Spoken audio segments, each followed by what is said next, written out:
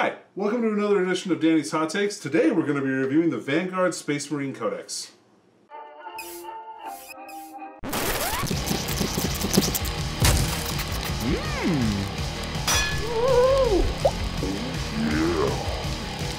Alright, so let's get started and talk about the mini codex for Adeptus Astartes Vanguard Space Marines. Oh god, Phobos Space Marines, so sexy! Yeah, they're really cool. I'm really glad that they're doing a lot more with that style of armor. I am too, I really am, because Reavers, I thought looked awesome. They're really cool. Stats, rules-wise, they're just kind of They just feel lackluster, you know what I mean? So this gives them some awesome things. And GW did confirm, and I believe it's in this book, but I'm not 100% certain that Reavers are gaining the Phobos keywords. So absolutely, it is in this book. It is in this book. Yes. Okay.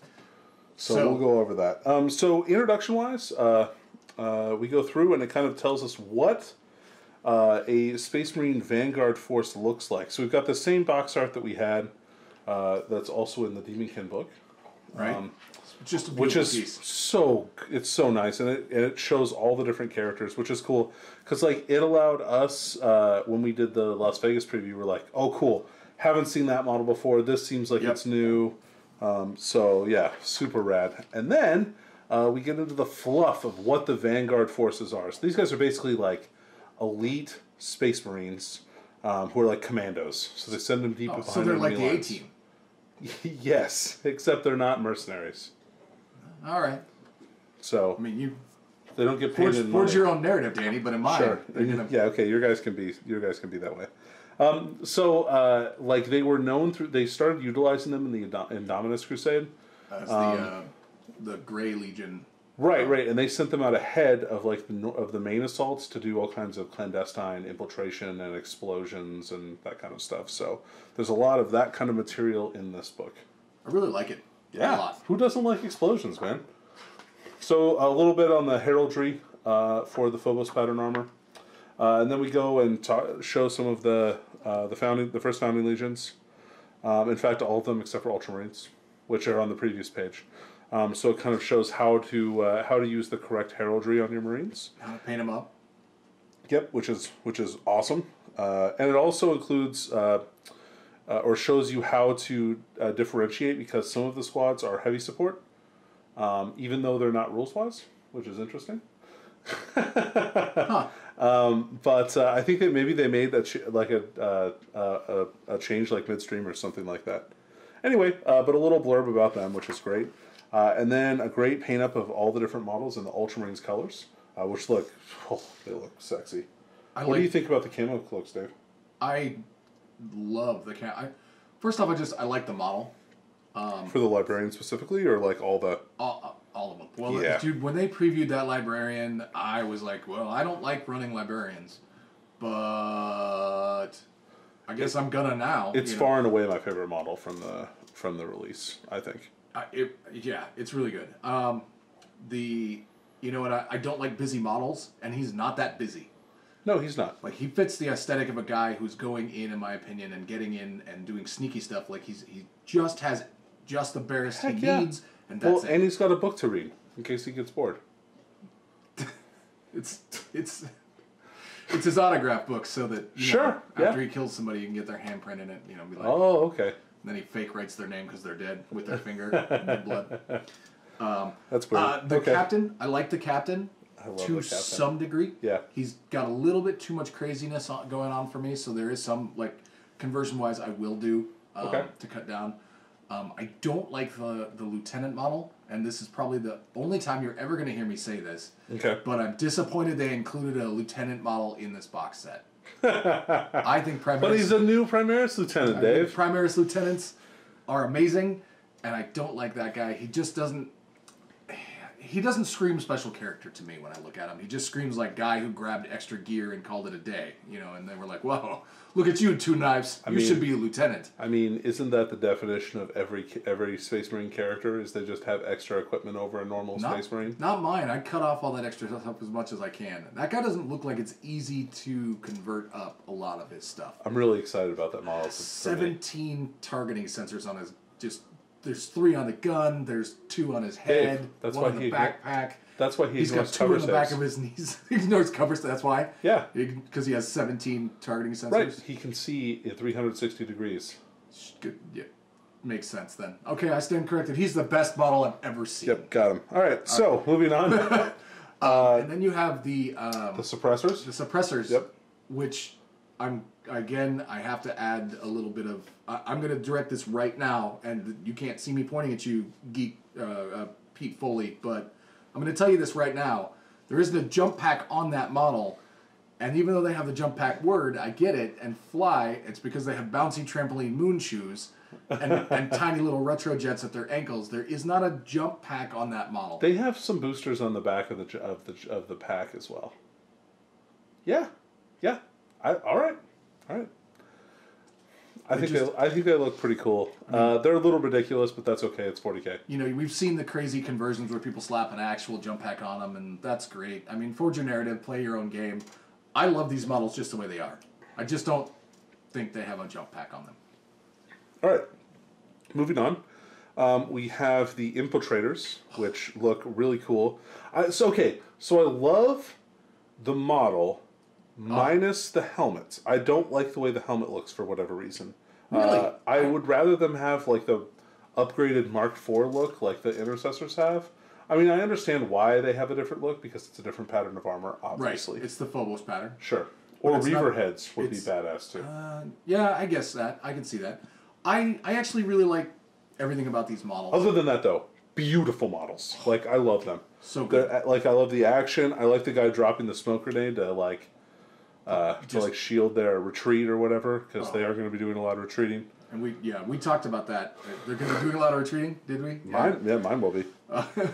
I love the aesthetic of these models. I can't wait for the multi-part kits for all of them. Oh, yeah. Except, obviously, probably the librarian, the captain, and lieutenant. I mean, the rest of them, we should see multi-part kits. I can't imagine we won't. They're just too good, to do like that. Agreed. At the very least, definitely the infiltrator models will get a multi-part kit. I think so. So I think that all 3 of the squads will. Yeah. That's my guess. But we can talk about that at the end. The last unit is the Eliminators. Amazing. I love the cloaks. They look rad. I like the little, you can see there's they have little wires on their camo cloaks to where they're actively cloaking, based on what the surroundings are, which I think is freaking awesome. So good. So good. So, yep, I'm super excited to see those guys on the table, and I'm super excited, hopefully someday, to field a squad of more than 3 of them, because they are gross. They are amazing.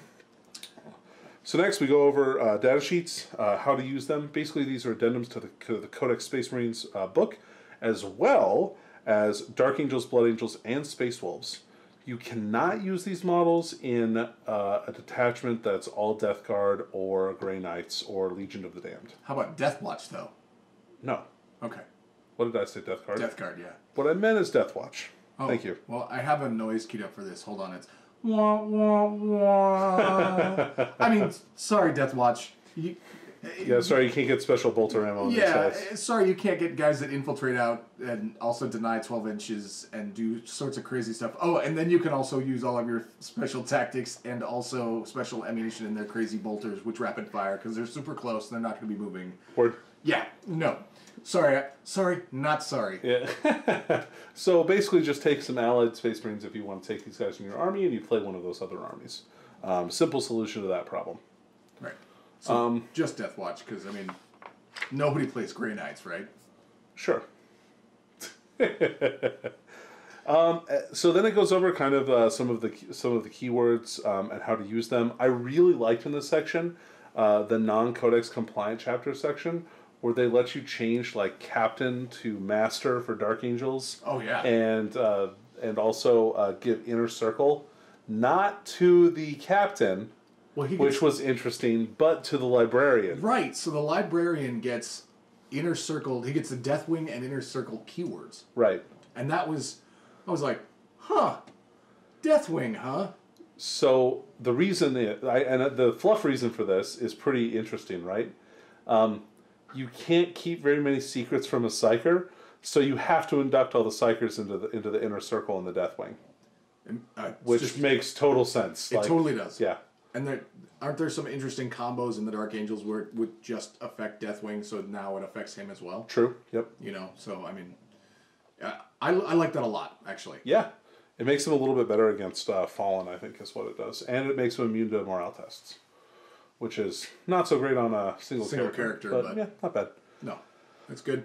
I like it. And then you replace the captain with the Wolf Lord keyword, and also the librarian gets the Rune Priest keyword for Space Wolves, which, as they should. And then they gain the chapter tactic P on everything, right? Yep, I think that's what it is. Okay. Oh, and the lieutenant gets Wolfguard Battle Leader. Oh, right, because... Yeah. As he should. Yep, as he should. And then there's a rule for Lost Librarius, so you can't take the Psyker in a Black Templar's army, which makes sense. And they describe what the and they shall know no fear is. Right. Rerolled failed morale checks. So. Yep. As standard per Marines. All right. So let's talk about the units themselves. All right. So I think the captain of the Phobos armor is actually pretty decent. I like it. He's stat wise. Yeah. So a normal captain clocks in at with the special bolter at 82 points, right? And so he's 110. So you're looking at an 18-point increase. No. 28-point increase. Isn't 86 for a captain and the bolter, isn't it? Nope, it's 78 as per chapter. Right, chapter approved that went down. Yeah. That's right. So, so 82 points. So he's 28 points more. What you get for those 28 points, though, he has all the standard captain abilities, same armor save. He's got his bolter is a sniper bolter. It's actually a sniper weapon, which is pretty interesting. So it's a mastercrafted stalker bolter. That can target characters, which is cool. He also gets a combat knife, so he doesn't have access to any like really good close combat attacks. Like he doesn't get a power sword like the other guy does, or right, can. But all Reavers seem to be able to be equipped with combat knives. It's a standard Reaver, except for the lieutenant, which I thought was weird.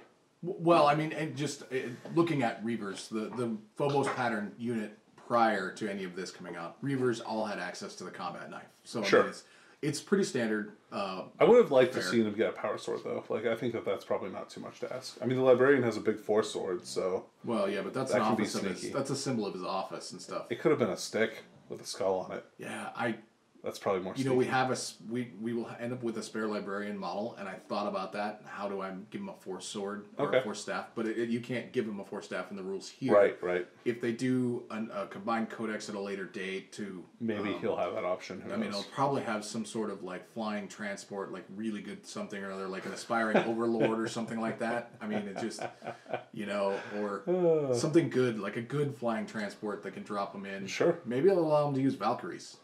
Maybe. Because... in the fluff for this, they actually talk about how the Primaris Marines deploy to the surface via drop pod. So I kind of hope that becomes a thing at some point. I would love to see a Primaris drop pod. Yeah, that'd be cool. Or just let the drop pod carry Primaris dudes. That'd be fun too. Makes sense. The model already exists, so... Anyway, so the Captain Phobos armor has all the same abilities that a normal captain does. Right. With the addition of having the Camel Cloak rule, so he gets an extra save and cover. So he becomes a 1-up in cover, which is good. And then he has concealed positions, so he can deploy as per scouts. Yeah, so good. Yeah, which is great. And he has the Omni Scrambler, which is also great. So that means that no models can be placed from reserve within 12 inches of a model with an Omni Scrambler. So this is Deep Strike, this is Cult Ambush, this is, like Teleport Strike, or Demonic Summoning, or whatever else. You can't place them within 12 inches of any models with the Omni Scrambler. And he is not the only model that has one, so we'll what about, key in on that a little later. What about the Claudius Assassin? No, you can't deploy within 12 inches. Yeah, see, that's just so good. So that she can deploy 12 inches away and then get D6 inches closer. I think is the way that would work. I don't know. But, because she just has to deploy 9 inches away from an enemy and then gets to move. Or, hers is built into the distance. Yeah, D6 plus 3, so... All right, I'm wrong. Yeah, so no, she's boned. Yeah, so don't try and Calidus Assassin close to my Captain in Phobos armor. All right, so then we got the Librarian in Phobos armor. Actually, and one more thing too. There's a designer's note here that talks about Reavers. So it says Reavers get the Phobos keyword, so that'll come into play a little bit later for some of the other psychic powers. So Librarian in Phobos armor is your stock standard Librarian, except he gets access to slightly different powers. Cast 2, deny 1. Phobos powers. Right, yeah. They're, what are they called? The obscuration. Which makes perfect sense for a like, just name-wise, it makes perfect sense for a strike force that goes in the cover of darkness, taking out assassins. Heck yeah. Sentries. Or just assassinating people, yeah, why not? So he has a standard power sword. He's got a bolt pistol. Standard Primaris stat line, 5 wounds, 4 attacks for a Librarian character of that stature. He gets concealed position, so you get to set him up closer. This is especially rad for Librarians. Oh, amazing for Librarians. Because it puts him in deny range right off the bat, which is really cool. And he gets a camo cloak. So it helps with no invulnerable save to be able to, if you're in cover, get a 1+ armor save in cover. 100% agree. Yep. Then we have the Lieutenant in Phobos armor. We just did Librarian. So standard Lieutenant stat line, same Lieutenant rule, except he gets 2 additional rules. First of all, his gun. Well, that's not one of his rules. Let's go over his equipment first. I was going to say, isn't his gun also a potential sniper? Character targeting sniper gun? It is not. It is not. Okay. Nope. It's a 24-inch range rapid fire 1, strength 4, no AP, 2 flat damage, and it ignores cover. Oh, that's right. That's what it is. Which is cool because of all the scopes. Yep. Right. Yeah. And then he doesn't have like a combat blade or any kind of real close combat weapon. He just has like what is called a close combat weapon. I'm going to go ahead and call BS on that. I mean, you can see the model right here. Okay? He clearly has 2 knives plus a little tiny knife. Yeah, sure. For decoration, and I think there's like 3 underneath the Reaver backpack on the backside. Probably. Yeah. He's got his dick knife and there's 2 other knives. He's good to go. I never go anywhere without my dick knife. Well, dude, yeah, why would you? That shit is important. All right, so he's got his close combat weapon, and then he has the role Knife Fighter. So anytime he rolls a 6 to hit, he gets 2 hits instead of 1. So he gets like mini Tesla on his knives. Yeah. That's because he has so many. Yeah, right. I mean... And then he also gets grab shoot insertion, so he can come in like a Reaver. Yep. Lead in a Reaver squad. Yep, which is great. Yeah, it's pretty cool. So next we have the Infiltrator squad, and the Infiltrator squad is by far one of my favorite choices. I was going to say, where would you rank this on the list of like all of the models from Demonkin to the Phobos Armor Space Marines, as far as viability in game? Like, is this like the best unit out of the box set, or, I mean, I wouldn't say that, probably. Okay. I would say they're close to the top. I think Eliminators are probably the best unit in the box. But the Infiltrators are great. So standard, like Primaris Marine stat line, so 2 wounds, 2 attacks, really nice. They get combat squads, they get concealed positions, so they get the deploy. They get to deploy like by Infiltrators, just like the scouts. And then they have the Omni Scramblers, just like the Captain, which is amazing. Right. For a unit that can have a 10-man unit for that kind of a footprint of 12 inches out, like can really deny your opponent places to put models that come from reserve. I mean, it's kind of expensive because you have to overall, if you do the 10-man, you can only have 9 Infiltrators, and you have to have the Helix Adept in there. You can't have 10 just Infiltrators. Sure. And he does cost a little bit extra. He's 10 points extra. But he's like a mini apothecary for the unit, so he can only affect the unit. Right. And he can automatically bring a wound back on a hurt model, or bring without rolling, which is nice. Right. Or bring a dead model back on a 5. Yeah. Which is cool. And then, in addition, these guys have a lot of rules. They have smoke grenades. So once per game, you can make them -1 to hit. Yeah, and the smoke grenades are so good. I mean, we were talking about... yeah, if you combo them up with Raven Guard, you can really, like... -2 to hit with those grenades. Yeah, super solid. Who's your Space Eldar Alatok now, monkeys? So for weapons, they have a bolt pistol, and they also have the Marksman Bolt Carbine. So it's a bolter, so 24 inches, rapid fire 1, strength 4, 0 AP, 1 damage. And then the ability is, for each unmodified hit roll of 6, the attack automatically wounds. Yep. So that is a really powerful ability, especially against models that are hard to hit, and or especially models that are bolter really tough. Right, sure. I mean, automatically wounds. So if you've got something big. So, say for some reason the only target you have is knight. Okay. Sure. So you've got your captain is infiltrated in with him, obviously. So you're rerolling your ones, right? Or you can give him the chapter master roll, so you get to reroll all misses. So you're rerolling all misses. You're rapid firing away for your infiltrated. Odds are you're probably within your 24 inches. You probably haven't moved. Bolter drill. Oh, okay. Or beta bolter rules. Rapid fire. Sure, yeah. So you can shoot if you twice. don't move, you shoot twice. So you've got 20 shots, right? Yep. And for every 6, it automatically wounds. Yeah, that's solid. So, yeah, no, I like that a lot. I mean, I'm not the best at math hammering out stuff, but to me, that's probably five free wounds, roughly, right? Sure. 3, 4, yeah, 4 I mean, they can wounds. take armor saves on them or whatever, and that's fine, but... Right. I mean, it's just, cool. I don't have to try to wound, I just automatically I just get do. It. I just do. Which is nice. Yeah, so for utility, for everything, this is such a great unit.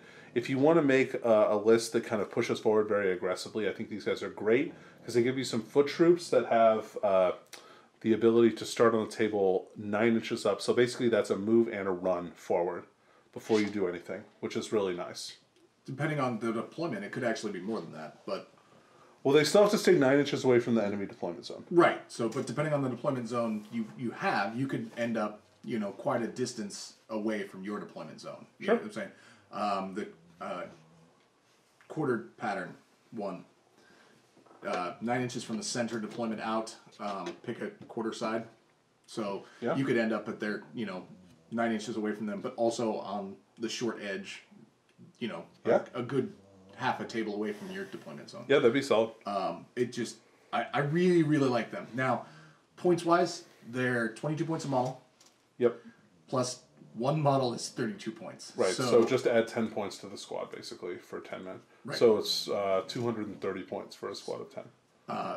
But you can combat squad them, which gives you two squads of infiltrators to move up at the start of the game and get first turn objective, secure, take an objective marker or whatever if it's in the middle of the table or something, anything along those lines. It gives Primaris Space Marines that one thing that they were just really lacking, which is some early game mobility. Sure. Without, deep striking by our Reavers. So, right. Yeah. Or if you have a way to do that, I guess, with like intercessors or something. I think there's probably something that you can do with them to deep strike them or something. I think it's the new drop pod they're going to be releasing soon. Just drop them in. That must be it. Yeah. But I mean, I like them a lot. Yeah, I think they're they're a troop choice, so that gives Space Marines another troop choice, which is great. Yeah, no, fill out that Primaris battalion, man. That's really solid. Heroic 32, my ass. Let's go with the Primaris. What is it? You can do 17, right? Yep. That way. Sure. I mean, it's still more expensive. You don't have to. You can do regular 5-man intercessors at 85. It'd probably be about 500 points for a battalion detachment. Boy, when you say the number out loud, it sounds bad. Well, it's not though. Like, I think that having that many points, and it doesn't have to just be the basic units, right? It gives you 2 HQs, which could be good HQs, right? And it lets Primaris are automatically good, Danny. We know this. Sure. Okay, yeah, come on. Sure. Or you can replace a squad of scouts with a squad of these guys for a unit that's twice as durable. I mean, the points cost is really high over scouts, but I think I like them better than scouts. They're twice as many. There's literally twice as many points. Exactly. Is it? Yeah. So scouts are 11 points a model. Right. Yeah. So, I mean, I like them better, and I like them as Iron Hands. I like them as Raven Guard. I like them as Dark Angels if you're going to take a big squad of them, because you don't have to have a support character with Dark Angels. I mean, if you were going to play Chaos, the Demonkin is the other half of the box, and we could have just... Sorry, obligatory... I'm biased, though, because I like Dark Angels. And there's a picture of Dark Angels guys here, and they look sexy. Yeah, not when I'm done editing the video, it won't be. You don't edit videos. Contrast is coming down, baby. They're going to be black armored. So next we've got the Suppressor Squad. Suppressors are jump infantry. You can see Sorry, that... bounce infantry, I think you mean? Sure. Yeah, whatever, Dave. They have the jump pack keyword, so that's something to keep in mind. Anyway, so they are a fast attack choice, which is interesting considering that they're described as being heavy support, and their markings indicate that. I mean, they... Yeah, no. I'm probably going to mark them as fast attack when I do their heraldry. No, well, I mean, they're supposed to be fast attack in the terms of because look, I mean, they're fast. Yeah, sure. Movement 12 is great. Yeah, no, it's especially when you get a giant autocannon you're trying to hop around with. It just honestly, you know what it looks like. What those models look like to me are Inceptors who ran out of jetpack fuel, shed that right, and just picked up a big gun, grabbed shed it over the top, left behind their regular backpack and the veins, the grab veins that they have. Yep. And found 1.5 Armiger Helverin guns from a destroyed Armiger Helverin, and then picked those bad boys up and started bouncing towards the enemy. Sure. And the enemy probably freaked out at that point because they were like, "We got rid of the big guns. The Helverins are dead. What the hell are the Primaris doing? Oops. Oh shit." They hit better anyway than Helverins. Well, I mean, no, they hit the same. Yeah. Anyway, so they have the accelerator autocannon, which is heavy 2, strength 7, -2, 2 flat damage with a 48-inch range. So a really great gun, and if they kill any models with it, that unit can't fire Overwatch. So super good against like Tau, especially if they have like a unit of like broadsides or something, and you can get through the drones to kill the broadsides. But at least you have the shot. I mean, you could just tag regular squads too, and then just charge the broadsides. You know? Absolutely. I mean, it's better than 72 Fire Warriors also shooting. Yeah, sure. At you. Or you could shoot like each one could shoot a Fire Warrior unit and try and kill one, because they only have a 6 up to save, so you could really prevent a lot of the other Overwatch that could be coming away from the fire. Yeah, from their Overwatch. It's a shame that will never work on Knights, however. And they also have smoke launchers, so the same thing as the Infiltrator Squad, basically, where they can pop smoke and be -1 to hit for 1 turn. But that one is just once per game. So is the smoke grenades. Oh, yeah, once per battle. Once per battle, okay. So once per battle. The sergeant who picked up and I feel like this could have been the one thing that they did a little bit better, is the smoke launcher just looks like they ripped it off a Rhino and slapped it on the Helverin gun. It does. I mean, it's a little disappointing. I get it. I knew exactly what it was as soon as I saw it. I was like, well, that's the smoke launcher. It makes perfect sense. Yep. But because we recognize Imperial technology here at Mob Rules. Yeah. Well, been playing since they first created it out of cardboard back in the day. So a really solid support unit with great long range firepower. Weaknesses right now, only 3 models in the unit, which is hard. If they could take more models in the unit, they'd be a lot better. I could see it going up to 10. I was going to say 6 or 9. I was going to say 6 or... Well, 6, I think, actually, because Inceptors are max 6. Okay, I was going to say Aggressors are... Oh, no, Aggressors are max 6 also. So I could see it as 6. And I feel like at 6, they're a really good unit. I feel like they're a good... I feel like they're a good unit right now. But with at 6... Yeah, being able to force multiply at that point level would be great. Yeah. So the next squad that we have... And they deep strike. Oh yeah, that's true. Yeah, that's a really good point. Thanks. They have the grab shoot rule. So they have grab shoots, same as the lieutenant. Yep. So they can come dropping right in and just, re-roll their wound rolls. Sure. To make sure they get or that drop in next to the captain, so they get some re-rolls to hit as well. Pretty good. So good. So the sexiest unit in this book is the Eliminators. Eliminators are Primaris snipers. Ugh. So heavy support slot, you get 3 of them. They're 21 points a model, so they're a steal. For that, they're actually cheaper than the Infiltrators.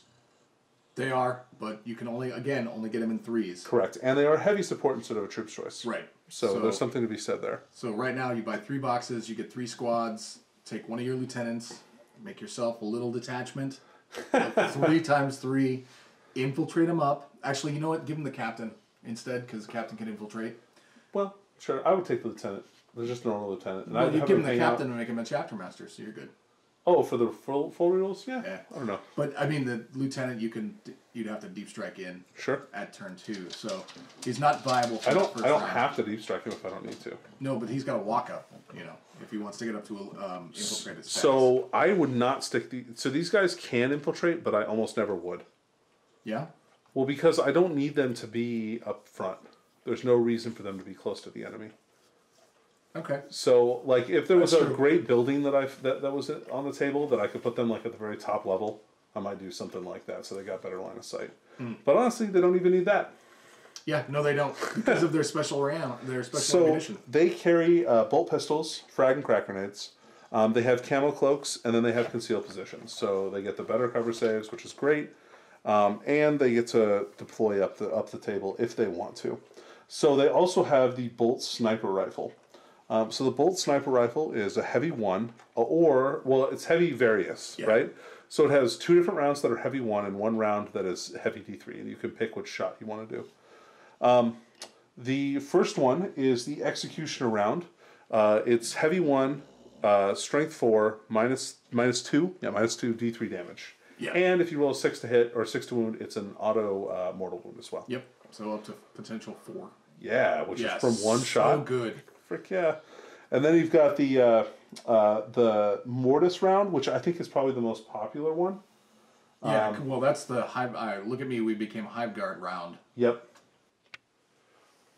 So yeah, the mortis round, awesome round, right? So the mortis round, so good. 36-inch range, minus 1 AP, strength 4, 1 damage, right? You're like, okay, that's obviously not as good as the other one, right?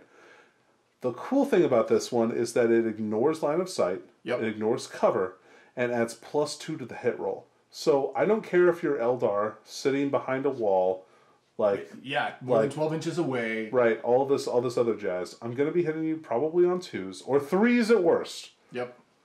I guess 4 is at worst. But that's neither here nor there, right? They're going to be hitting on a great number, which they normally would be hitting on 6s in that case. Oh, yeah. And no cover save for you, and it's minus 1 AP, so you have a good chance to kill some dudes. I think it's a good chance to wipe out some early game mortar squads. Sure. Good chance to take out just some generic, whatever you need to. I think it's awesome against Dark Reapers specifically. Yes, I agree. So, and then the final round they have is a 36-inch range, heavy D3, strength 4, no AP, 1 damage, called the Frag Storm round. It's a frag or grenade. Hyper Frag round, I'm sorry. It's a frag grenade, call it what it is. Yep, more or less. Yeah, so. Which is fine. I mean, if you need some extra shots, that's a good after thing. you've taken out the Dark Reapers and the mortars with all the important shots, you can just kind of fire whatever you want with that. Sure. So, man, what a great unit. Limited by the amount of them that you can take. You can only Currently. take 9 in your army. Currently. But again, I could see this being a 6-man unit. Well, if you remember when they first released Reavers, the only Reavers they released were the easy-to-build Reavers. 3-man. Yeah, that's true. But the squad came in 5s. So you had to buy 2 of the boxes in order to make them. So I could see the same thing going here, where we get a different data sheet a little bit later on, probably after the, where we get Codex Primaris. Yeah, I could see that. That makes sense to me. I mean, it'll be Codex Space Marines Part 2. They won't make it, just Primaris, because that would be kind of dickish. But sure. Well, they don't want to lose out on all the kits that they already have going on. So right. So I could see it being a 5-man box. An actual 5-man squad. Man, that would be awesome, especially at the price point they're at right now at 21 points a model. I would take a 110-point unit of these guys all day long. Yep. Oh no, 105. Sorry, even better. So good. Yeah. So good. I like everything I'm seeing here. And they're durable. They're 2 wounds apiece because they have a 1-up armor save again and cover. If you want to kill these guys, get something that ignores cover and then shoot them with that. So that will help out a lot. Yeah, you're going to need it. I mean, so they've got the camo cloaks, and this is something that I just, for my edification, want to verify. A unit with a camo cloak that is also in cover is not a 2-up benefits the armor save, or is it a 2-up with the armor save? Because camo cloaks give them a minus... No. Camo cloaks add 2 to the saving throws for models in this unit when they benefit from cover instead of 1. So, if you're standing in cover with a camo cloak, you've got a 1-up armor save with these guys. Yep. That's sick. That's really good. Yeah. Yeah. Okay. The durability is crazy good. Yeah. So, yeah, very solid. Very, very solid. So next we go to Sons of the Primarchs. This is basically the same as the Space Marine book, but with the twist.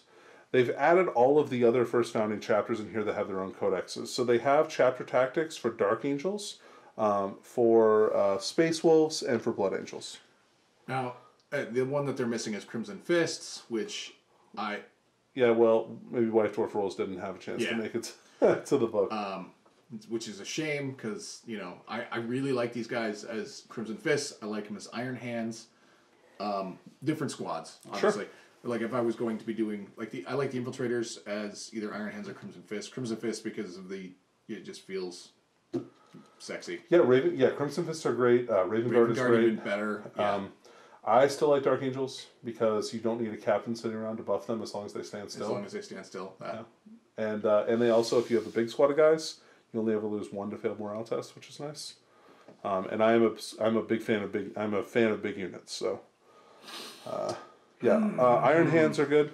Yeah, I am. I'm a really big fan of big units. I'm letting it go. I'm letting it go. Huge units. They really stretch my tactical acumen. Big all right, stack, so he's on top.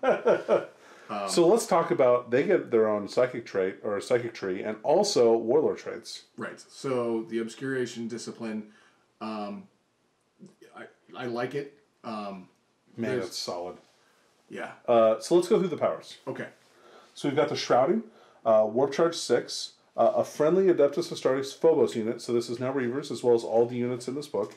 Yeah, but I don't know why you'd use it on Reavers. They're cheaper than every other unit in your squad, so you kind of want the that's fair. shot. Interesting. Yeah. Well, maybe you just don't want that unit because they're on an objective or something like that. Anyway, you can't shoot at them unless they're the closest unit, so it's kind of like Cloud of Flies from Death Guard, to where you can shield your units. And it also says closest visible unit. So if you have a unit that's closer but behind a wall, that's not going to count for that. Right. So just be aware of that. It's a little bit different than the character targeting rule. Scryer's Gaze is the next one. Warp Charge 6. If manifested, select a friendly Adeptus Astartes Phobos unit within 18 inches.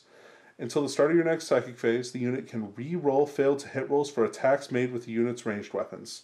In addition, they ignore cover. Holy shit. Still think Dark Angels are the way to go now? Well, no, I mean, I do. But Scryer's Gaze is great. Because you're basically, this is the same as Guide. Guide is one of the best powers in the game that Eldar have. Yep. And this is less casting value and gives you ignores cover. Yep. You really cannot beat this power. It's very, very powerful. The only restriction is it's only on Phobos units, which is not the best, but that's okay. That's okay. Like, what are you talking about? Phobos units, oh God! You just turned the page. I can't remember them. It's not the suppressors. It's the other ones. The snipers. Eliminators. Yeah. Well, sure. I mean, you're already ignoring cover depending on which round you're firing. Sure, but you can fire the big sniper rounds against something you can see, which is nice. Right, and re-rolling all hit rolls. So yeah, that's solid. All you need now is your lieutenant standing next to you to give you that re-roll to wound. Or if you're playing Ultramarines, Bobby G. Yeah, Bobby G just gives it to... Then you never have to cast this power. Yeah, then you don't need this power. So it's limited in that Phobos units can't have a large model count, typically. Currently. Except for the Infiltrators. Right. So, if I could cast it on a big unit of Eliminators, awesome. Or a big unit of Suppressors, also awesome. Yep. But right now, I don't have that option, and so it makes it less good right now. It should be better in the future. Or if it was not limited to Phobos units, and I could cast it on, Aggressors, or Hellblasters, or anything like that, that would be a really powerful ability. Wow. Anyway, and that's fine. It's fine that it's not, though. It's fine that it's only on Phobos units. I'm really looking forward to seeing that in play. If Phobos units get a little bit bigger, that would be an amazing power. The next one we have is Temporal Corridor. So this is a warp charge of 6. Pick a friendly Adeptus Astartes Phobos unit within 3 inches. They can move again during the psychic phase, but they have to advance, rolling 2 dice and dropping the lowest. So there's not a way that I can think of to get advance and charge, so it's not like warp time. Right. But it will help you. It's like a move order that you can get from guard that'll help you to get to a place where you can really like take an objective or get line breaker or something similar. Yeah, last turn kind of thing. Yeah. Absolutely. So it's good for that. The next power is hallucination. Warp charge 6. If manifested, select an enemy unit within 18 inches. And reduce their leadership by 1, and then roll 2d6. And if it's higher than their leadership score, they're also -1 hit. Yep. So really great utility power. It's really good, especially combined with Reavers, because you can lower their leadership further with their little scream masks, which is nice. So yeah, hallucination, super good. I can see that being used for sure. The best one in my mind is Tenebrous Curse. So this one. Warp charge 6, if manifested, select an enemy unit that cannot fly and is visible and within 18 inches of the Psyker. They take a mortal wound, and until the start of your next psychic phase, have the unit's move characteristic and the result of any advance or charge roll. Yeah. Holy smokes, is that good? It's like an on-demand Thunderfire cannon stratagem. So being able to really limit another unit's movement like that is so huge. Like casting on Mortarion or... Well, Mortarion has fly, doesn't he? Oh, he does. Okay. Well, some other big, like, thing you don't... Like a knight? Yeah. Making the knight movement 6 is pretty awesome. Because then there's no possible way that if you're 18 inches away, it can charge you. Yep. So, amazing. The final power is Mind Raid, which is a really interesting power, right? It's Warp Charge 6, just like everything else in here. I think they're all 6. They are all 6. They are all 6. That was one thing I noticed, they were all 6. If manifested, select an enemy model within 18 inches invisible. This model's unit suffers a mortal wound. If your army is Battleforged, which is interesting, and the model you chose was character, roll 3d6. If the result is equal to or higher than that model's leadership, gain 1 command point. So you're like ripping secrets out of their minds and then using that to fuel your command points, which is really, I think that's cool. I really like it. And yeah. I like it for if this guy being if he was a Dark Angels, for sure. You know, just fluff-wise, it'd be like, it just fits. I know where the Fallen is now, yeah. So that's super cool. So a really neat discipline. I don't think it's... So first of all, I think it's way better than the Librarius discipline. I don't know if it's better than the Dark Angels discipline or the Space Wolves one or the Blood Angels one. Maybe Blood Angels. It's probably better than Blood Angels. I don't know. Unleash Rage is really good. Anyway, so something to think about. Definitely, it's just a really solid lore. Yeah, I like it a lot. Yeah, and I don't like using librarians myself personally. Oh, okay. I mean, I prefer my custodes, and you know, I don't feel like I need a librarian, but with this box set, I feel like I need a librarian. Librarians are thematically probably my favorite unit from Space Marines. I think they're really cool. I like Battle Psychers though. So I mean, unless you're gonna paint them like Deathwing and give them the name Two Heads Talking. I will not name him like Slick Weasel or whatever his stupid Dark Angel's name that they had. Two Heads Talking. Anyway, so let's go over Warlord traits. So this is any character wearing Phobos armor. Yep. So this is a little bit more restricted than the Demon Kin Warlord traits, but some of these Warlord traits are bad fucking ass. But better, because it's, I mean, well, I guess maybe not. Or you got your Lieutenant, the Librarian, and the Captain. That's it. Yep. So those are your choices. Yeah, I guess. So, or as opposed to, you can do it on Diva Prince, Chaos Space Marine, Psyker. I think that's it. I'm probably missing one. Anyway. Yeah. So Warlord traits for these guys, shoot and fade. Immediately after making a shooting attack, apart from Overwatch, with your Warlord, you can move as if it's a movement phase, and you have to advance as part of it. Which is kind of cool. I mean, you can pop out and shoot somebody and then move back. Interesting. Yeah. Especially with like the captain. The captain's gun is pretty good. So, true. Or the lieutenant's gun is pretty good because you could do 4 damage with the lieutenant's gun. Ugh. Anyway, then you have Princeps of Deceit. If your Warlord has this trait at the start of the first battle round before the game begins, pick up to 3 friendly chapter infantry units from the battlefield and remove them. You can immediately redeploy them. So this is like Phantasm from Eldar.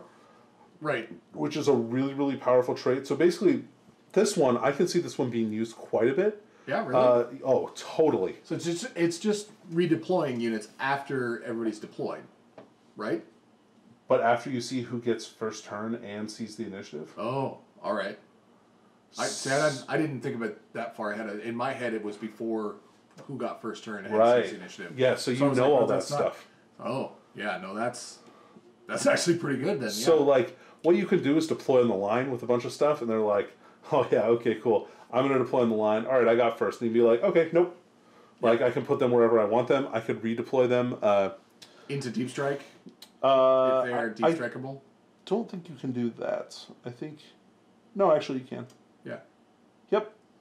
Yeah, so that's really cool. So, some interesting things that you can do with that. It's a really powerful ability. I know it's one of the most powerful Eldar stratagems because, like, Phantasm, like, in high-level play is extremely heavily used. Yeah. Just so you can, like, deploy your guys out of range of stuff, and basically so your opponent can't do anything on the first turn. Yeah. If you do it right. That sounds pretty good. It's pretty powerful. Next one, you have Master of the Vanguard. Add 1 inch to the move characteristic of friendly chapter units within 6 inches of your warlord. In addition, add 1 to advance rolls for friendly chapter units while they're within 6 inches of them as well. So you can really speed up your units, and it's not. Keep in mind another thing: none of the abilities in these are limited to Phobos units. Right. So it's any of the chapter units around him, which is really cool. Yeah. No, it's very good. Very good. Then you have Stealth Adept. Subtract 1 from hit rolls for your warlord. So that's melee, shooting, whatever. It doesn't matter. You're -1 to hit, which is very powerful. Yeah, that's pretty good. Target priority is one that I really like. I can see this one being used quite a bit with Crimson Fists. Yep. And this one, what it does is instead of shooting with your warlord or shooting with your warlord in the shooting phase, you can select one friendly unit, one chapter unit within 3 inches, and one enemy unit that's visible to him, and then you get to add 1 to hit rolls against them. Yeah. So that's really nice. So like Crimson Fists aggressors with no, because they can't benefit from Bolter Drill, right? No. Are you talking about Beta Bolters? No, the Bolter Drill stratagem. Oh, I don't know, actually. I don't think so. I think that they can't. I don't think it's a bolter weapon. Well, no, it is Anyway, yeah, it is a bolter weapon actually. It's not a rapid fire bolter weapon. Oh, okay, cool. So you could use that on that, or you could use it on like your veteran intercessors, right? And then like 40 shots with the bolter rule, and then like if you target an orc unit, you're just gonna like a 30-man orc unit, you're just gonna delete them off the table with that. Because you're hitting on 2s, rerolling 1s probably, because the captain is probably going to be right there. They'll let you reroll your 1s, and then any 4s, 5s, or 6s generate an extra shot. Yep. Yep. Really good. Super powerful. And then finally, this one's an interesting one. This kind of makes your warlord into a little sniping badass. The damage characteristic of ranged weapons your warlord is armed with is increased by 1. So, like your sniper bolter is damage 3, AP, strength 4, -2, 30-inch range. That's pretty good. In addition, you can re-roll failed to hit and to wound rolls for shooting attacks made by your warlord. Yeah. It doesn't apply to grenade weapons, which is fair, because a 2-damage frag grenade would be pretty silly. But it does count for your bolt pistol, I guess. I don't know if you've had many grenades explode near you, but the amount of damage they do isn't aptly represented in the frag grenade characteristic. Yeah, maybe, or people just have better armor against it now. In the future. Anyway. In the future. So that kind of goes over the new units from the Vanguard Mini Codex. I want to ask you, Danny. Sure. Of this book, do you think any of these will see competitive play in the ITC? I mean, okay. So let me preface that. I think all of these units will see competitive play in the ITC. Now, whether they're going to be in winning lists, there's a different question there. Well, obviously they're going to see play in the ITC. I'm going to use all of them. So no, I don't think all of them will be in winning lists. I think you're going to see things like you might see a Phobos character just to get access to those warlord traits, because the warlord traits are, again, as I said, bad fucking ass. But I think that Eliminators will see play, because they're a great anti-Eldar unit. Yeah. I think that the suppressors. maybe suppressors. I'm not sure if those are going to see play yet. Okay. If they get bigger units, then I bet they will. Okay. Because you know what else is there? There's a lot of people who use Inceptors right now as kind of like deep striking character blockers, so that the people can't get stuff on their characters, and those guys might be better for damage output than the suppressors might be better than the Inceptors for that. I don't know. We'll see how that works out. Yeah. The infiltrators for sure. I think. Yeah. I think at least those are going to see. Squad. I think you're going to. Yeah. I think you're going to see a lot of people experimenting with units of 5 of those and just seeing how far off they can block off the table. In my college days, I went through a phase where I was Phobos curious. You know. Yeah. I experimented a lot with Phobos. Yeah, I see what you did there. Yeah, thanks. Wasn't good. We should end. That should be edited out. It won't be, but it should be. But yeah, no, I think they're great. Models are amazing. Like every single model in here is great. Yeah, I mean, they really knocked it out of the park with this box set. Again. I mean, and when Dark Imperium came out, I was blown away by the models. I have a collection of at least one of every single Primaris model at this point, including all the stuff that is only regional available to other places. You know, I had to pay people. I love the way that the Primaris look. I love the way they play. These models just blew me away. I like them all. Sure. I can't wait to have them just sitting in my collection. I'm glad I'm trading with John Chaos for Primaris so that I can have 2 sets of this, one to play with and one to add to the collection. Because otherwise I would need to buy a 3rd box because I really feel like I want 2 squads of the Eliminators at least, you know. And sure. I don't need multiples of the characters, I don't think, necessarily, but the Infiltrators I really like. I want to run at least a 5-man squad, maybe 2 5-mans. Okay. Just to give me a little something to grab objectives up the board early on. That's the kind of thing that I feel like I've suffered with my Primaris only army so far. Sure. You know, because you have to walk basically, unless you know, and so that first unless turn, you have a repressor to fly up there with. Repulsor. Oh, I'm sorry. That's what I meant. Yeah. Repulsor. I'm sorry. Just so few people use those, it's hard for me to remember their names sometimes. It's me. It's one name, and you should remember it because I'm sitting here at your house. So. All right. So, yep. So that's a review of this particular book, the Space Marine Vanguard Mini Codex.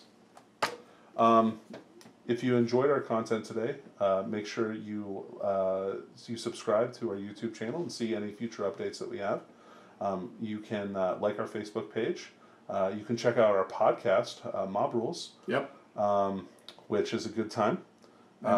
For us. Well, yeah. Yeah. For you guys, yeah. We don't care if you guys like it. If you guys like it, that's just a bonus. Yeah. If you want to see more content like this and you want to support the channel, like you said, the subscribe button. You can find us on Twitter. All of our information will be at the end of this video. And we have a Patreon, but we don't require anybody to do anything for it. And there's not really anything there. It's just for fun. And if you want to support us, great. If not, also good. Keep taking it for free. That's right. We don't have any problem with that. Nope. We do this because we like to. So. And we like Four Loko. Yeah.